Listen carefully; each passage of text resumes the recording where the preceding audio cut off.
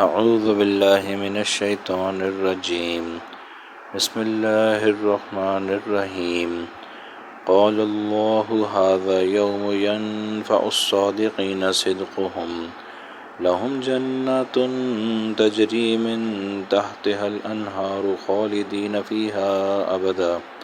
رضی اللہ عنہم ورضوا عنہ ذلک الفوز العظیم للہ ملک السماوات والارض وما فیہن وہو علی کل شیء قدیر۔ سورۃ المائدہ آیات 119-120 ترجمہ ہے۔ قول اللہ، فرمائیں گے اللہ تعالی، ھذا یوم، یہ وہ دن ہے، ینفع الصادقین، نفع دے گا سچ بولنے والوں کو، صدقہم، ان کی سچائی، لہم، ان کے لیے ہے، جنات، باغات، تجری من تحتها الانہار، بہتی ہیں جن کے نیچے نہریں، خالدین فیہا، رہیں گے اس میں ہمیشہ، ابدا یعنی ہمیشہ، رضی اللہ عنہم، اللہ ان سے راضی ہے، ورضوا عنہ، اور وہ اللہ سے راضی ہیں، ذالک الفوز العظیم، یہ بڑی کامیابی ہے، للہ ملک السماوات والارض، اللہ کے لیے ہے بادشاہت آسمانوں کی اور زمین کی، وما فیہن، اور جو کچھ اس میں ہے اس کی بھی، وہو علی کل شیء قدیر، اور اللہ تعالیٰ ہر چیز پر قدرت رکھتے ہیں۔ یہ سورہ مائدہ کی آخری 2 آیات ہیں، اور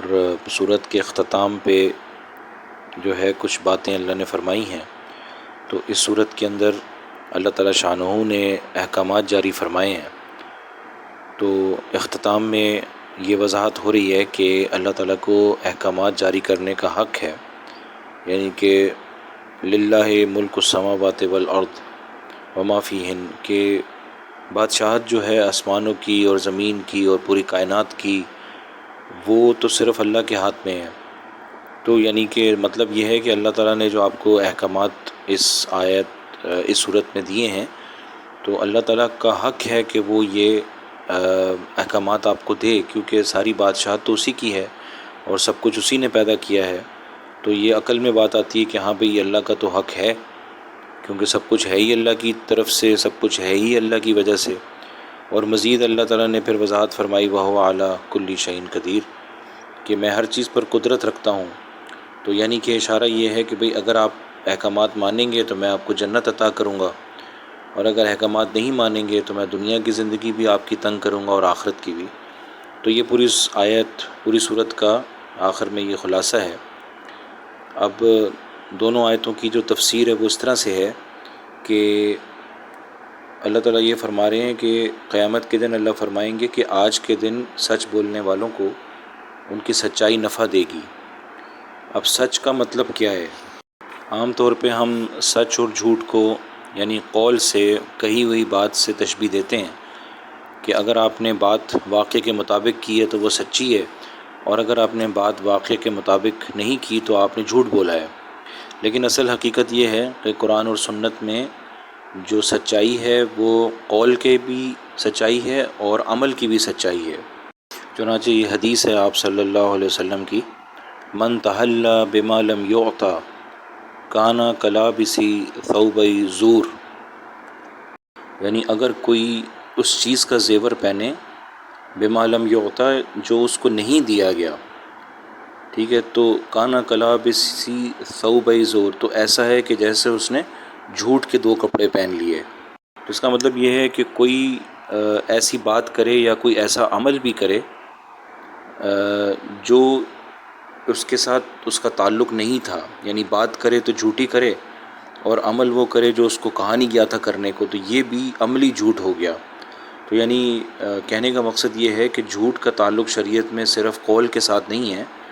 بلکہ گناہ کرنا جو ہے وہ بھی جھوٹ ہے، اور نیکی کرنا جو ہے اس کو بھی آپ سچ کہہ سکتے ہیں۔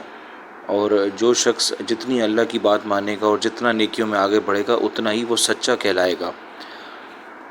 ایک اور حدیث میں یہ الفاظ ہیں، ان العبد اذا صلی فی العلانیۃ فاحسن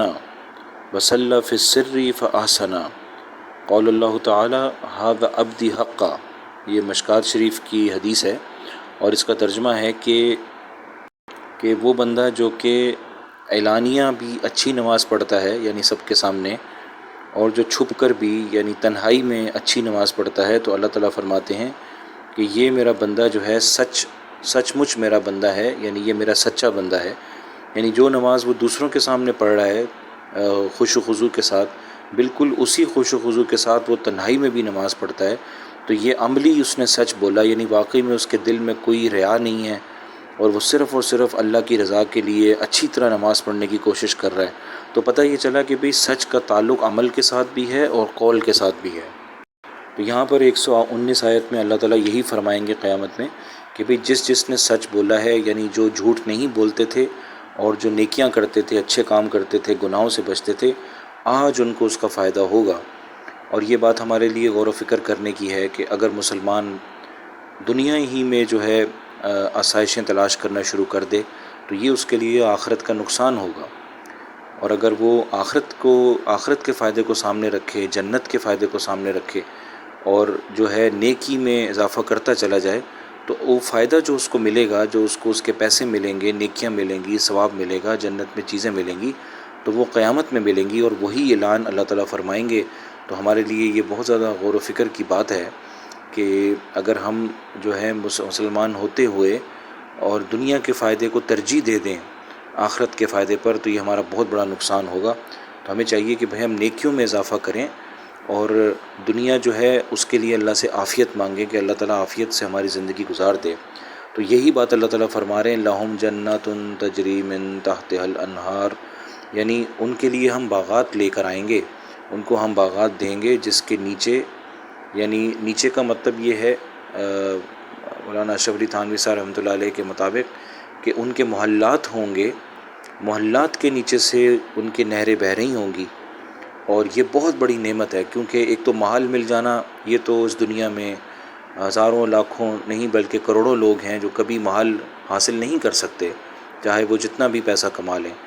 اور پھر ایسا محل جس کے نیچے سے خوبصورت نہریں بہہ رہی ہوں گی، یہ تو مطلب تقریباً محال بات ہے کہ دنیا کے اندر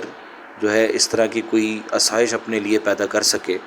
اور دوسری اس سے بڑی بات اللہ نے فرمائی خالدین فیہا ابدا، یعنی یہ لوگ ان محلات کے اندر اور جن کے نیچے نہریں بہہ رہی ہیں اور بھی بہت ساری نعمتیں ہیں، اب اس کے میں وہ ہمیشہ رہیں گے، ان کو کوئی موت نہیں آئے گی۔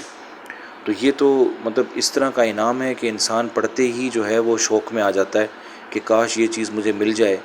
کہ ہم تو دنیا میں چند منٹ کی عیش ہوتی ہے اور اس کے لیے ہم اتنا زیادہ جو ہے وہ تگ و دو کرتے ہیں، چاہے ہمیں گناہ بھی کرنا پڑے نعوذ باللہ، اور آخرت میں جو ہے اللہ کی رضا بھی مل رہی ہے اور اس طرح کے محلات مل رہے ہیں، نہریں مل رہی ہیں، تو یہ تو بہت بڑی نعمت ہے، تو اس کے لیے ہمیں حرص کرنی چاہیے۔ اور پھر اللہ تعالیٰ مزید فرما رہے ہیں رضی اللہ عنہم ورضوا عنہ، کہ مزید یعنی یہ جو ہے آپ کو ملے گا، اس کو تو یہ تو آپ کے لیے کم درجہ ہے، بلکہ اس سے بڑی بات یہ ہے کہ اللہ آپ سے پھر کبھی بھی ناراض نہیں ہوں گے، آپ بھی اللہ تعالیٰ سے راضی رہیں گے اور اللہ بھی آپ سے راضی رہے گا۔ تو یہ بھی بہت بڑی نعمت ہے کہ بھئی کیونکہ اللہ تعالیٰ کی ناراضگی کا مطلب ہے کہ انسان جہنم کی طرف جانا شروع کر دیتا ہے، تو اگر اللہ تعالیٰ ہمیشہ ہمیشہ کسی جنتی سے بلکہ ہر جنتی سے خوش ہو جائیں گے، راضی ہو جائیں گے، تو کوئی بھی جنتی کبھی بھی جہنم میں داخل نہیں ہوگا اور اس کو کبھی بھی کوئی تکلیف نہیں آئے گی۔ اور یہی اللہ تعالیٰ فرما رہے ہیں ذالک الفوز العظیم، کہ اس سے بڑی کامیابی کیا ہو سکتی ہے کسی بھی انسان کے لیے۔ تو حقیقتاً اللہ نے ایک ہی آیت کے اندر بہت بڑی جو ہے کامیابی کا بہت اختصار کے ساتھ اللہ نے ہمیں بتا دیا۔ ہمیں چاہیے کہ بھئی ہم ان چیزوں کے پیچھے جو ہے وہ کوشش کریں اور اس کو حاصل کریں۔ اور آخری آیت میں وہی بات ہے جو شروع میں بتائی گئی کہ پوری صورت کے اندر احکامات اللہ نے جاری فرمائے ہیں، تو اب اللہ تعالیٰ یہ فرما رہے ہیں کہ بھئی میرے پاس ساری بادشاہت ہے، یہ میں نے تمہارے پہ زبردستی نہیں کی، بلکہ احکامات اس لیے جاری فرمائے کہ بھئی میری بادشاہت ہے، ہر چیز کو میں نے پیدا کیا ہے، ہر چیز کا بادشاہ میں ہوں، تو میرا حق ہے کہ میں آپ پر احکامات جاری کروں، اور وہ بھی صرف آپ کی اپنی کامیابی کے لیے، اس میں میرا بھی کوئی فائدہ نہیں ہے اگر آپ عمل کریں گے۔ تو اس لیے ہمیں چاہیے کہ ہم اس صورت میں جتنے بھی احکامات ہیں ان پر ہم عمل کرنے کی پوری کوشش کریں۔